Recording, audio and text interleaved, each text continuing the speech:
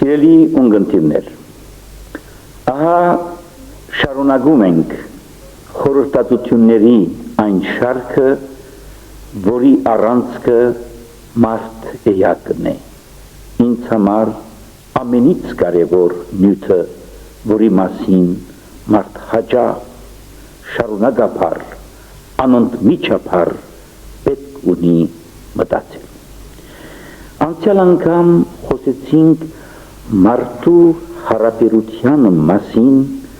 նյութական աշխարհին ստեղծագործության հետ։ Հիմնական ճշմարտություններում անդրադարձանք եւ խոստացա այսօր մեր մտածումները կենտրոնացնել աշխատանք եւ հայրենիք նյութին շուրջ։ Մարդկային ընդհանուր կյանքի մեջ դիտել է ետքը աշխատանքի երևույթը, եկեք հիմա բախմը միասնաբար դիտենք աշխատանքը մեր հայ ժողովրդի հայրենիքի կյանքի շրջագծի մեջ։ Բնականորեն ես չունեմ այնպիսի նոր գաղափարներ, որ ցեզանից ավելի բարձր ունեցած գաղափարներից ավելի բարձր լինեն։ Ես այդ հավակնությունը երբեք չեմ տա ինձ։ Այսօրվան իմ խոսքը հրավիրումն է ձեզ բոլորդ, որ մենք միասնաբար մտածենք, թե աշխատանքը ուր է եւ մենք ուր ենք մեր հայրենիքում։ Հաճախ ես լսել եմ այն խոսքը, որ գսվի, թե մեր Հայաստան աշխարհը քար է, քարերի գույտ է, մեր երկիրը բարեբեր այն երկիրը չէ, հանքերով հարուստ, հողով դարազուն եւ բարարդ այն երկիրը չէ, ինչպես են ուրիշ երկիրները։ Ինչպես երբ Ղարաբաղ այցելեցի, այնտեղ ասեցի, այդ մտածումը ճիշտ չէ։ Ես տեսա եւ քարը եւ հողը, եւ քար ունենք եւ հող ունենք, եւ երկուսից էլ կյանք ենք հանել մեր ամբողջ պատմության ընթացքում տարեր շարունակ։ Այս է եղել մեր հող։ Ափսոսալ մեր հողը ինչ իմաստ։ Մի օր իմ բարեկամներից մեկը արտասահմանում ինձ ասաց. «Դեպար դուք այնադեն իբրև Գրիգոր կաթողիկոս այսքան աշխատում եք հայրենիքին օգնելու, հայրենիքին զորավիք կանգնելու համար, բայց դուք աշխարհը լավ եք ճանաչում, Հայաստանը ոչ ծով ունի եւ ոչ էլ հաղորդակցության լայն միջոցներ ունի, ինչքան կգնանք օգնել»։ Այսպես սկեպտիկ վերաբախ ինքիրեն իմաստունի հովերդվող մի անձի ես պատասխանեցի. եթե կարող ես ծովը Հայաստանին մոտ բերել, արա, եթե կարող ես Հայաստանը ծովեզերքի մոտ տանել, արա, իսկ եթե չես կարող, ինչու ես խոսում։ Դա է մեր երկիր, այդ է մեր հայրենիք, եւ այդ երկրում ապրել են մեր հայրերը, եւ պայմանները այնադեն դարբեր չէին աշխարհական իմաստով, քան ինչ որ են այսօր։ Եվ մենք ունենք իսկապես մի երկիր, որ այսօր անգահացած հայրենիք է եւ այդ հողին դերն ու ձարան լինելով դերը մենք ենք։ Եվ հետևաբար այս հողից, այս քարից պիտի հանենք մեր կյանք։ Տեսեք մեր հայրերից մեկը, իմաստուն պատրիարքներից մեկը Կոստանդնուպոլսո 19-րդ դարում ինչ է ասում աշխատանքի եւ ասկի մասին։ Նախ աշխատանքը դիեզերքի մեջ իբրև ընդհանուր երևույթ հետևյալ ցեղով է պատկերացնում եւ ապա դա գիրարգում է մեր հայ ժողովրդին։ Աշխարհս է դբրադում, աշխարհը դբրադում է, դբրոց։ որ միայն բարդին մարդիկ ուսանիլ սպարվոք գործածությունն ժամանակին, որ զգյանը սյուր անկորց անցուցանե, կյանք նորա դառնա նմա ի բադիշ։ Մեր կյանքը անկորց մեր հանդիմանությունն է, մեր բադիժն է, մեր խիղճի խայտն է։ Ու այս ճշմարտությունը ասկի կյանքի մեջ թարգմանելով նա ասում է. ոչ ոք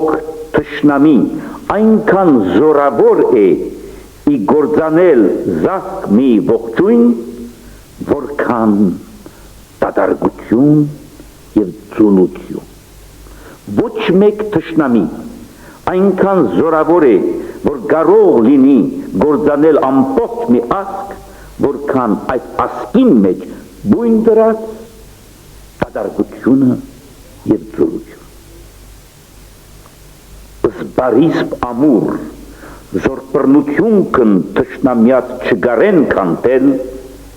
դատարկությունն բնակչած հեշտյավ գործան է։ Այն բարիսպները, զոր դուրսի թշնամիներու բռնական ուժերը չեն կարողանում խորտակել, այդ բոլոր բարիսպները ասկի պաշտպանության կխորտակվեն, կհալվեն,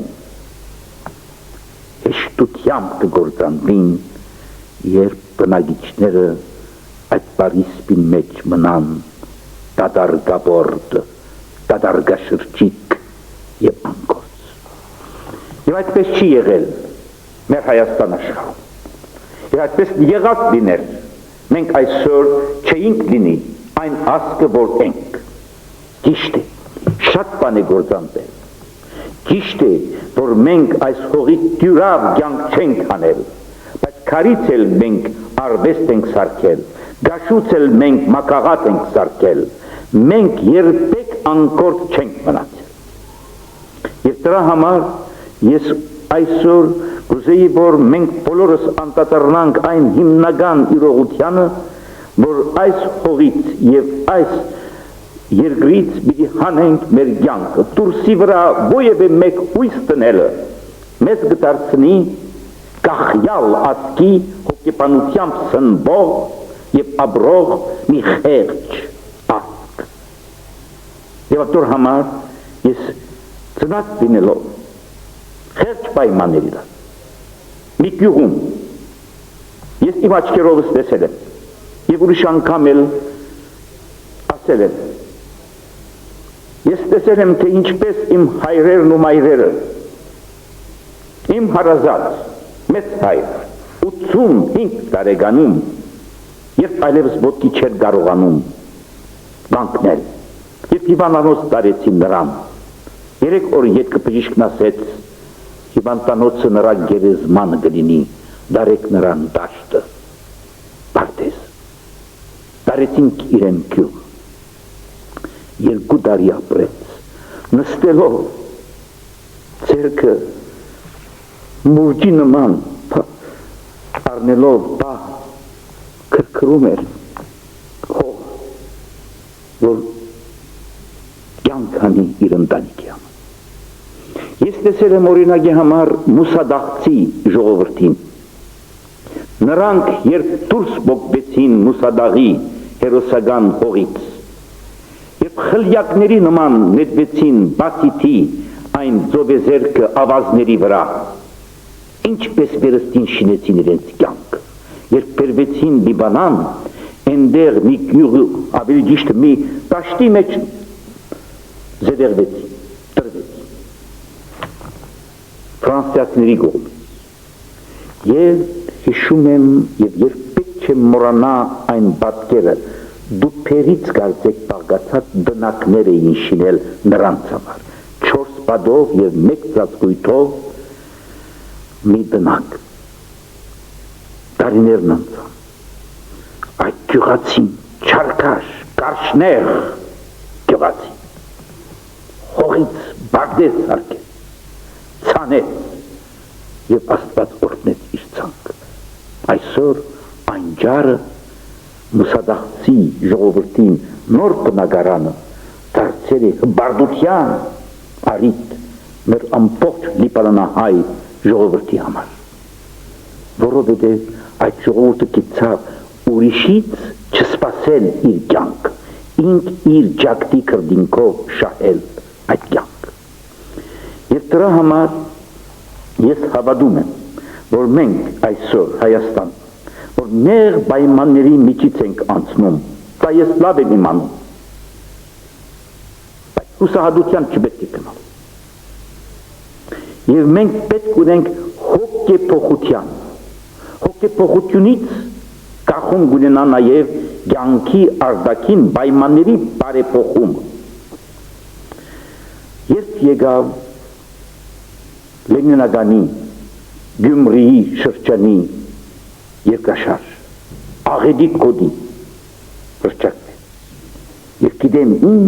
ծանր բերք էր, որ բացվեց մեր մարմնի վրա։ Եղան գաղթականները, որոնք եկան Ադրբեջանի, Բաքուի, Կիրովաբադի, Սումգայիթի և ուրիշ շրջանի։ Եղավ շրջապատում, ահա քանի տարիներից ի վեր գա Արցախի գոյամարտ, այս բոլորը ծանր պայմաններ կստեղծեն, բնականորեն պիտի ընդունենք, եթե ենք հայ, պիտի ընդունենք այս պայմանները, և սակայն նրանց դիմաց պիտի դիրքավորվենք մեր սեփական ջիկը գերազանցելու, բազմապատկելու, եթե մեկ էինք անում 3, այսօր պիտի անենք 2-ը, 3, 10։ Ես սկացական, հրեդորական ձևով չէ, որ խոսում եմ։ Դուք կարող եք ասել, էլեկտրականություն չկա, ճիշտ է, բայց այդ աբաղելով չկործելը տեսակ հաշտվածություն է բարդության հետ, և դա բայել չէ հայում։ Նյութական լայն օժանդակություններ եղան, օդար բեդություններից, օդար եկեղեցներից, մեր հայ հարազատ եղբայրներից արտասահմանից,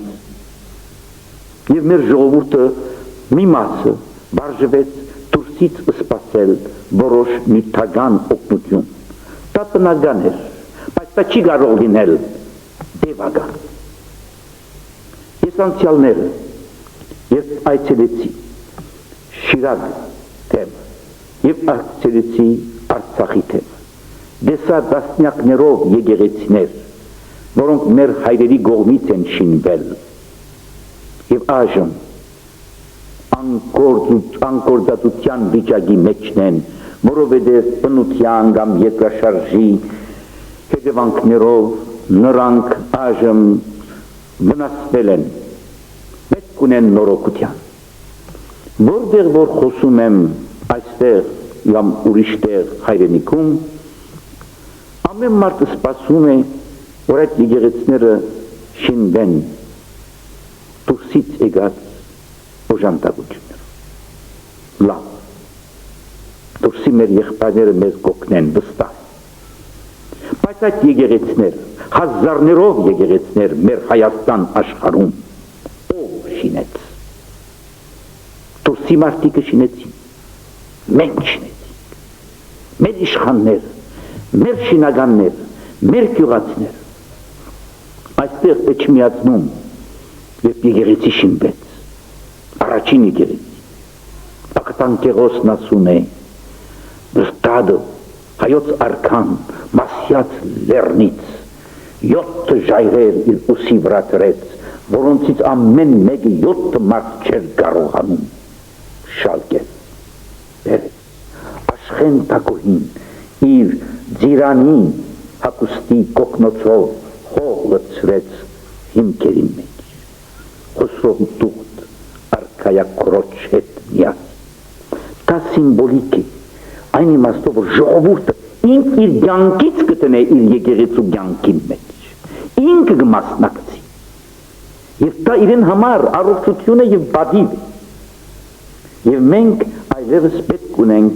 մեր ուժերը հավաքելու, և ինքնագամ մի ասկ լինելով, այլևս պետք է ինքնակորձ ասկ լինենք։ Առանց նորանալու մեր եղբայրներին օժանդակությունը, դրանից գախում ունենալու հոգեբանության մասին է իմ խոսքը։ Եվ այդ փորձության, այդպիսի չլադիչ, կաշկանտիչ, արգելագիչ հոգեբանութենեն դուրս պետք է գանք եւ այդ փորձության մենք չպետք է մատնենք։ Կարող էի շատ ավելի երկար խոսել, որովհետև օդար երկրներ եղել եմ, օդար ասկեր տեսել եմ, երբ որ տեսել եմ նրանց աշխատանք, հիացել եմ։ Բա որտեղից շինվեցին այդ բոլոր երկրների հսկայական նվաճումներ։ Դրանք իրենց աշխատանքով, իրենց նվիրվածությամբ, արժանապատվության, իր անձին արժանապատվության, իր ասկին արժանապատվության գիտակցությանն է, որ մարդիկ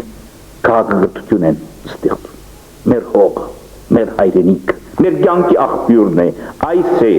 եւ դրանից պիտի մենք կյանք անենք, իրարի հետ միասին գործակցելով,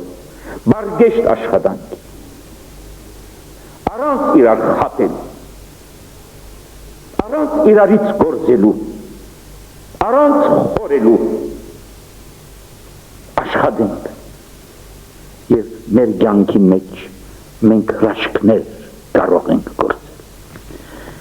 Եղբայրներ եւ քույրեր, իմ այսօրվան խոսքը ես չէի կարողանա փակել ավելի գեղեցիկ մի դեսակ սագումով կամ պետազարդ, եթե ոչ մեր արևմտահայ բանաստեղծներից Սիամանթոյի այն սկանչելի բարերով բանաստեղծությամբ, որի վերնակիրն է հայ տաշտերուն բաղադանքը, Արարադյան աշխարներեն մինչ հոբիտներն եփրադյան, մեր ընտերքներեն պատրացող բաղադանքն ու բարսավը ցեզ գուղեմ, կյանքին հանդեպ դրուժաններ, երասողներ, կամ երջոտներ, հալածական կամ աքսորյալ, տուն, վդարանտի կամ դարակիր, ուր են ծեր պազուկները, որ մեր գողերը գարորեին, ուր եք, որ դուք հին օրերու անգաշար և անգնջիր ճակատներ, և ծեր քրդինքն հուժգու և բեհ հողակործի, մարկարդի բես, գուկար հոսիլ ծալքերուն մեջը մեր ագոսին։ Հին օրերու ծերվներ, ուր եք դուք, ծերքեր փորնյալ, ծերքեր ամբիրց, ծերքեր հուրթի և արկաբանդ, ծերքեր բարի և պեղնավոր, ծերքեր վսեմ և վջրական, երբ ծորյանին սրպազան սերմը ծեր ափին մեջ, հալած ոսկու հեղեղի պես, լայնապուրն գծանեիք, ու կութանին երկը գերքեիք, և ծեր եզներն հաղթամարմին, իրենց երգատը շանտերու պես, մեր ընտերքը մխրջելեն, արդավար, բարդորեն պարաչելով գհերգեին, ու ներտաշնակ անսևներն և բարևը, մեծ օրենքին գշիրներուն համեմադ, գիչնեին ծեր հողին հանցնած հադիկները պեղնավորելու։ Եվ այսպես գուկա ամարը, գուկա հունցկը, գուկա գալը, գուկա ծորյանը, գուկա մեկ խոսքով այն բարիքը, որ կյանքի աղբյուրն է։ Այսպես կվերջացնի։ Վերադարձեք, որդիներ, ծեր կութանին ու արորին ժանքը նորեն սրբելու, թող նորեն ծեր հնատարյան հայրենի հողը ծաղգոդի, թող մեր հունձքերն հովդեհովիդ ձովերուն բես տարածվին, թող գալերն ու բորաները պլուրեն բեր լուսնգին հետ բարձրանան, թող հայ հովիվն մարկերուն մեջ իր նախախորը նման, իր սրինքին սարսուրներով իր հլու հոդը հմայե, ու առադությունը թող կա, նորեն մեր սրդերուն վրա լացող հայյան ցեղի բղդոր աչքի ճանկերը լուսավորել և լուսաբարել։ Ահավասիկ այդ հոգեկան ուժին, մարդկային ուժին, ասկային արժանապատվության ուժին անունով է, որ գսեմ ձեզի, դեպիկորց, եղբայրապար, պարգեշտորեն, քրիստոնեապար և հայորեն, ստեղծագործականորեն այն ադեն է, որ մարդը իր աշխատանքով հայրենիք կգերտե։ Աստված ձեր բոլորին ճանկերը օրհնե և քրդինքը իբրև աստվածահաճո դուրք ընդունի և ձեր աշխատանքը բծավորե։ Ամեն։